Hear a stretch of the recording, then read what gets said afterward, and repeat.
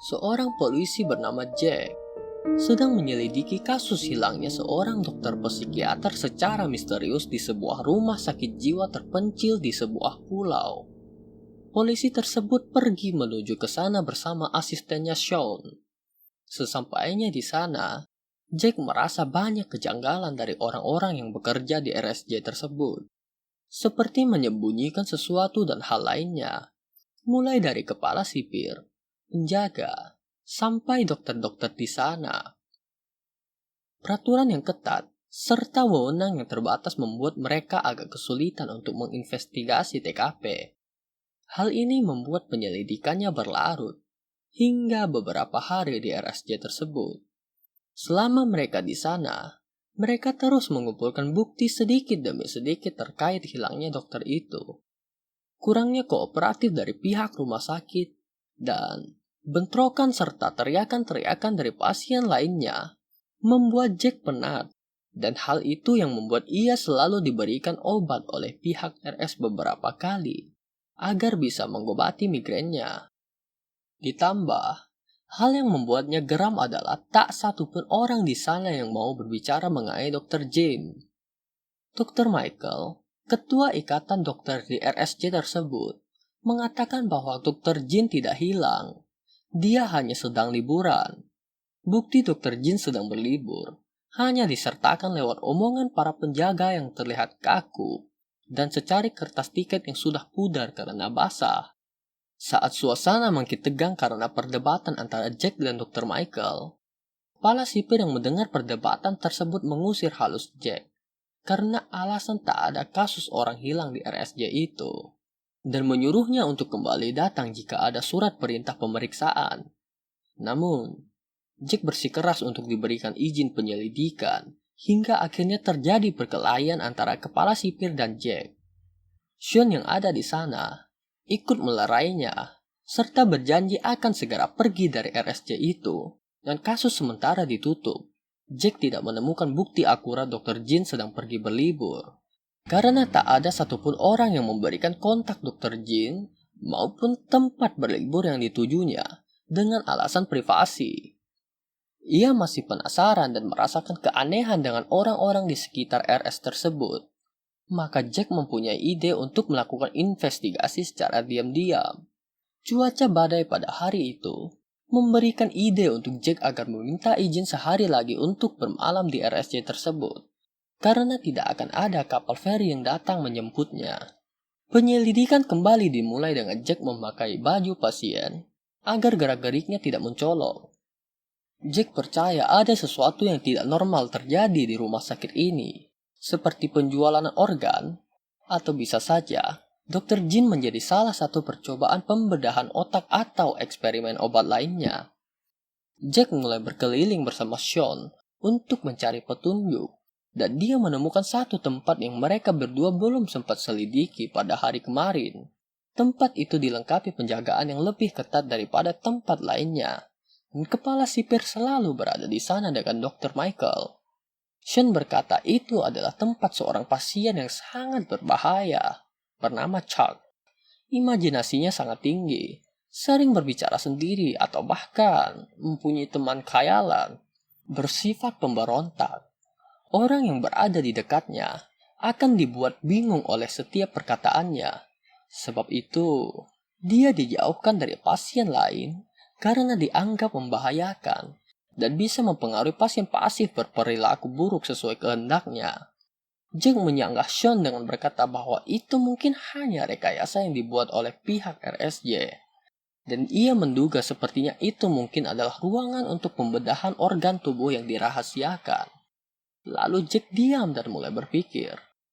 Sean, aku ada ide. Apakah kau mau berpura-pura untukku?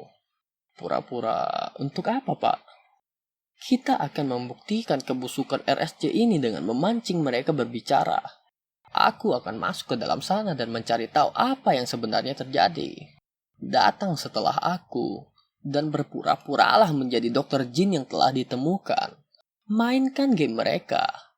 Mereka pasti akan kaget melihatmu karena kamu bukanlah Dr. Jin sungguhan.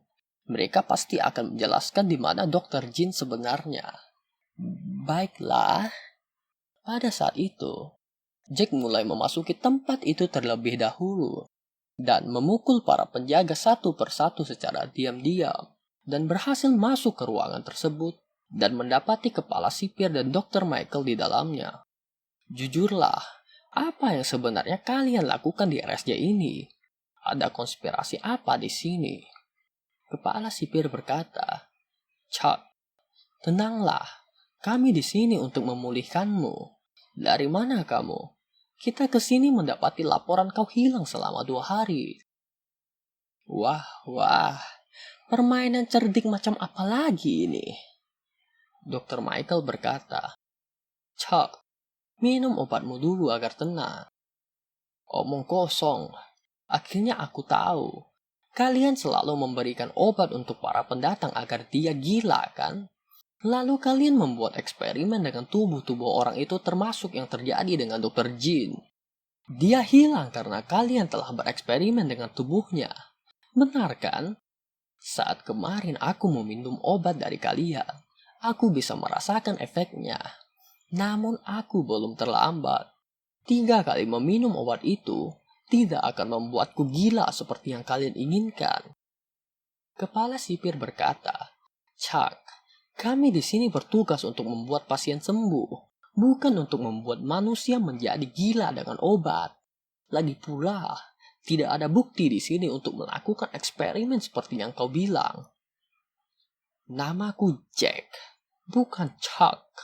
Lalu, kursi apa ini? Jack menendang kursi aneh dilengkapi dengan pengikat tangan dan kaki. Sudahlah, aku akan masukkan kalian ke penjara. Dr. Michael berkata, Chuck, kamu sudah meminum obat itu selama 2 tahun di sini. Dan semenjak kau hilang, kau belum minum obat penenang selama 2 hari. Jadi tenanglah. Aku tahu kau bercita-cita jadi polisi. Maka itu, bantulah kami di sini yang sedang berusaha untuk memulihkanmu. Kau pasien paling berbahaya di sini. Sebab itu, kau memiliki kursi itu. Dr. Michael menunjuk kursi yang ditendang Jack. Lelucon kalian hebat juga. Membuat situasi seakan aku gila ya. Hahaha. Kalian tidak akan bisa mencuci otakku dengan lelucon seperti itu. Pada saat itu, Sean datang dan mengaku sebagai Dr. Jean. Sean berkata, aku sudah mendengar obrolan kalian. Tenanglah, Chuck. Dr. Jean tidak hilang. Dia ada di hadapanmu sekarang. Kepala sipir berkata, Dr. Jean, bagaimana kau bisa ada di sini? Dr. Michael berkata, oh, hei, apakah kau menikmati liburanmu? Dr. Jean berkata, tidak usah kaget begitu, Pak. Aku menikmati liburanku. Hanya saja, aku selalu memikirkan Chuck. Aku adalah dokter pribadinya.